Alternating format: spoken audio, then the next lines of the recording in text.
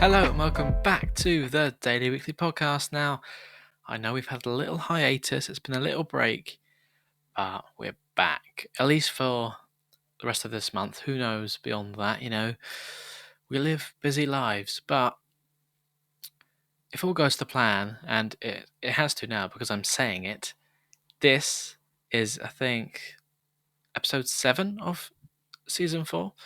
I don't know which episode number this is overall, but anyway. And so this is going out on Saturday, the 9th of April, 2022 on the YouTube channel, and on Monday, the 11th of April on Spotify, Apple Podcasts, etc., etc. But on Wednesday, this coming Wednesday, at the time of release, that is Wednesday, the 13th of April, it's our second birthday or second anniversary. I kind of use the terms interchangeably, but that date marks 2 years since the first episode of the Daily Weekly Podcast released, and to mark that occasion, there is a special episode. Jake and I are reuniting to record a podcast episode the old fashioned way, just like how we did 2 years ago, and it's coming out on that day, releasing on the Daily Weekly Show YouTube channel. So if you're watching this podcast in the video format, this is on the podcast channel, but for this kind of throwback milestone occasion, that episode is on the show channel because that's where the podcast started. And let's not go into a long discussion about how I should have made the show.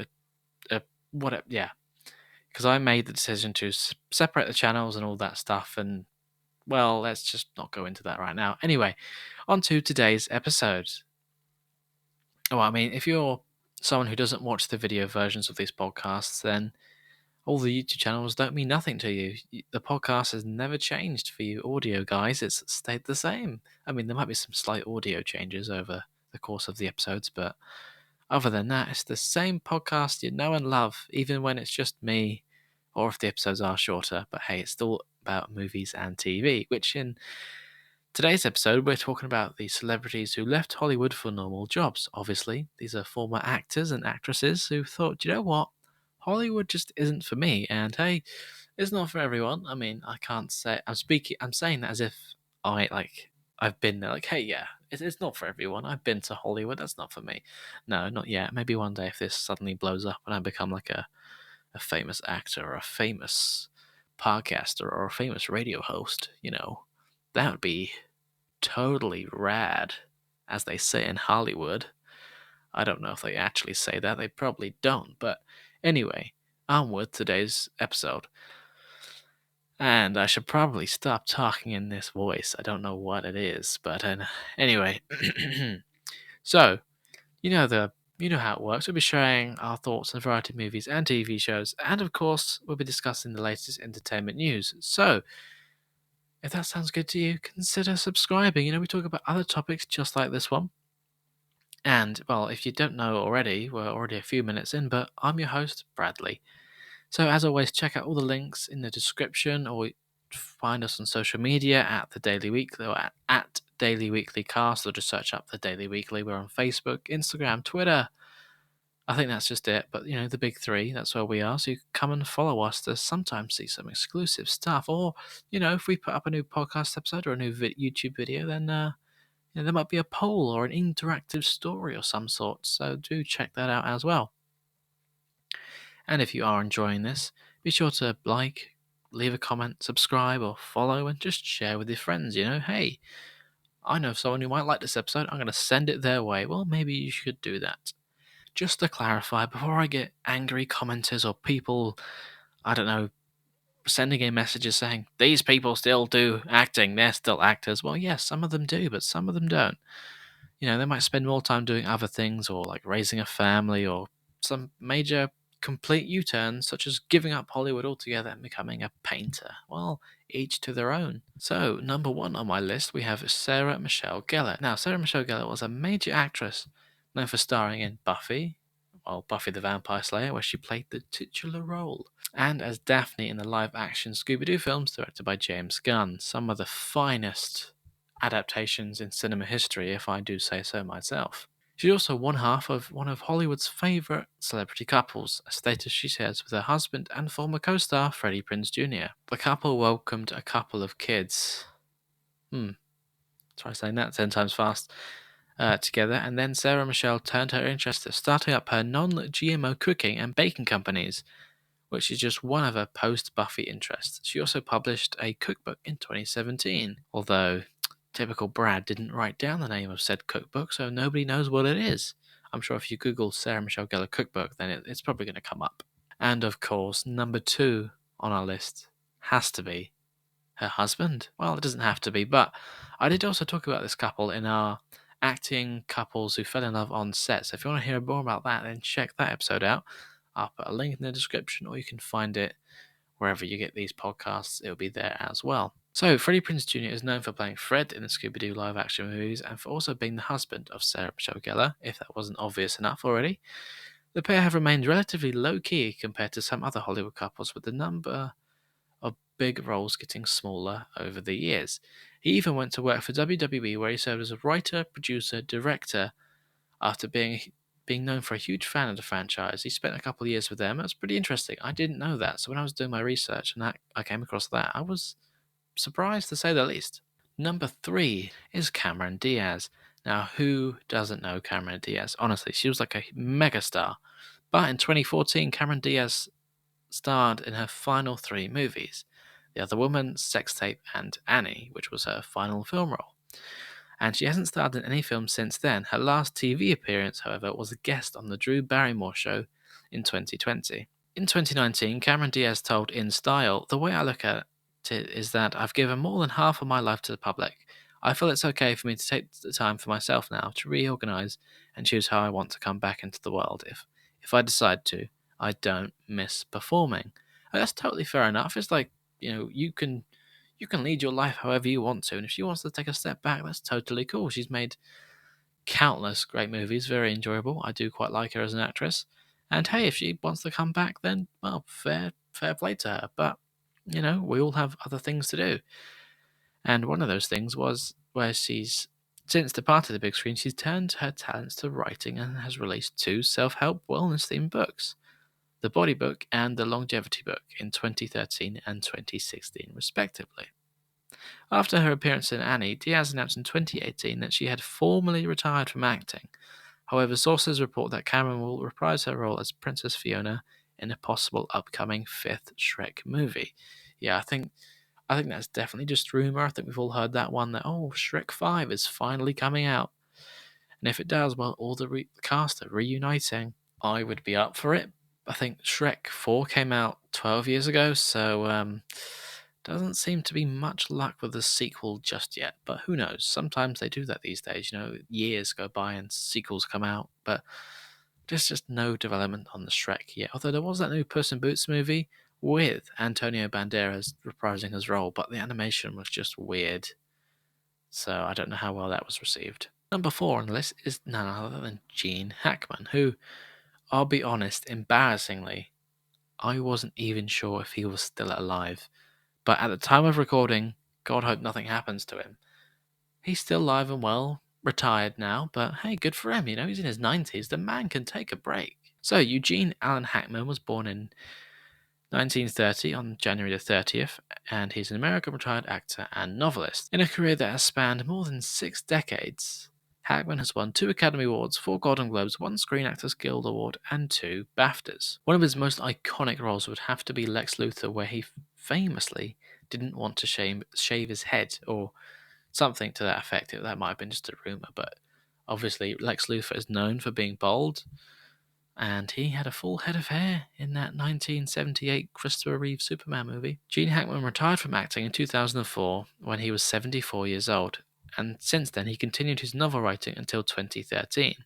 In a 2009 interview with Empire, Hackman said that the straw that broke the camel's back when it came to his acting career was that when he took a stress test, the doctor advised me that my heart wasn't in any kind of shape that I should be putting it under any stress. I mean, yeah, of course. You don't want to have I think a health scare would kind of make anybody think twice about the things that they're doing. So, hey, if that was too much, then, you've got to take a step back.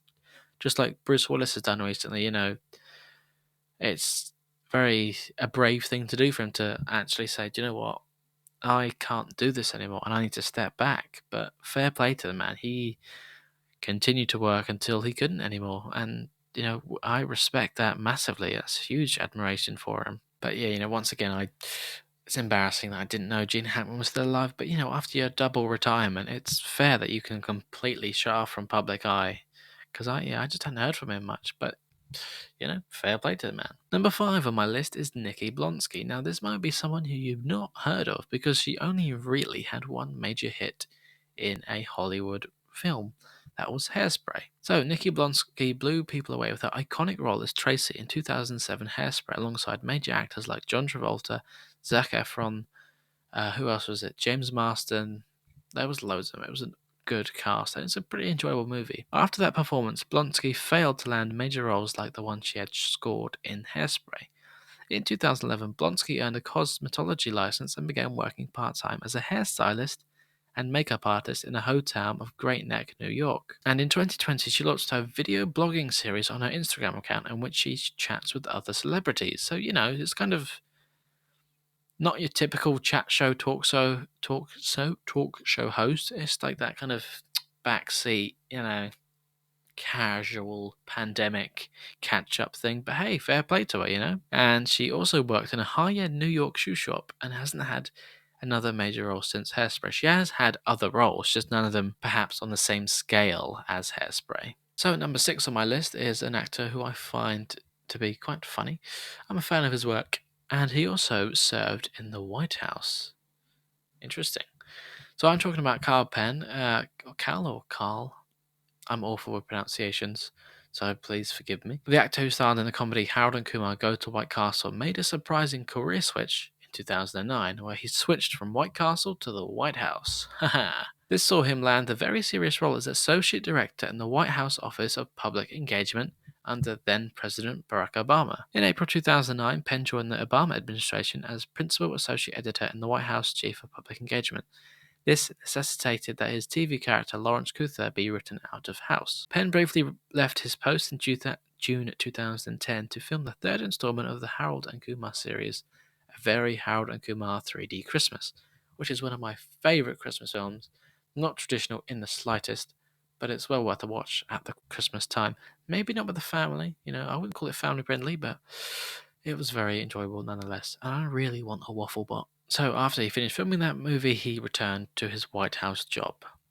In July 2011, he again temporarily left the White House to accept a role in the television series How I Met Your Mother.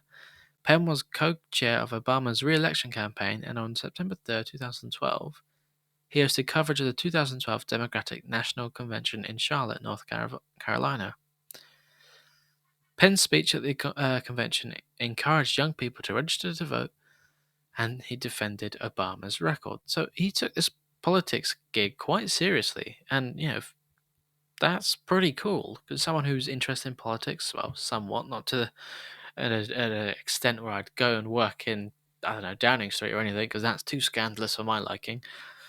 But yeah, like someone who can play kind of typical like stoner characters in these sorts of comedies to go like a complete U-turn and have this kind of serious white collar career. It's amazing, and wow, yeah, that's good. And on November 18th, 2013, Obama appointed Penn to serve on the President's Committee on the Arts and Humanities. On February 28, 2014, Penn served as the Master of Ceremonies for the White House Student Film Festival. So there you go, it's a nice little crossover there. Interest in film, interest in politics, bam, perfect. Number 7 on my list is someone who perhaps they did leave Hollywood. They didn't leave it for a normal job, but then they left that job for a somewhat more normal job, and I'm talking about Meghan Markle. Now, it's safe to say that, as I said, Meghan Markle didn't leave Hollywood for a normal job. Marrying a prince is a little different to that. But then, of course, she and her husband departed the royal family roles they were given and have since returned to more normal roles, which were still somewhat close to being back in Hollywood. Meghan and Harry continue, yet selectively, take part in media productions, for example, Meghan narrating the Disney nature documentary Elephant in 2020. In April 2020, Meghan and Harry confirmed that an alternative foundation in lieu of the pair's Sussex Royal Organisation would be called Archewell. The name stems from the Greek word arch, which means source of action, the same word that inspired the name of their son. Archewell was registered in the United States, and its website was officially launched in October 2020. So, they're still kind of doing media productions in that Hollywood world, but, I thought it was an interesting one. I thought I'd just throw it in there, just, for, it's interesting. It's quite high profile, and there's very divided opinions on Harry and Meghan. I personally am I was about to say in favor of. I mean, I lead toward more supporting them personally, but that's just me. So that concludes kind of part one of this episode, where we focus on the adults who left Hollywood. And in a follow up episode to this, we're looking at former child stars who gave up Hollywood for normal lives, essentially. So stay tuned for that coming soon. And now, it's the moment most of you have been waiting for. It's the not yet titled news.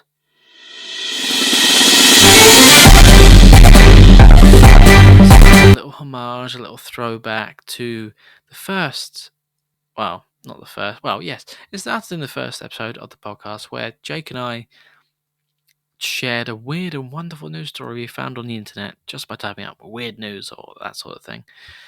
And as always, we never read the stories. We read it live, so we don't check it. Sometimes it's pretty entertaining, sometimes they're very clickbaity, but usually they're pretty fun. So let's see what we have in store this week.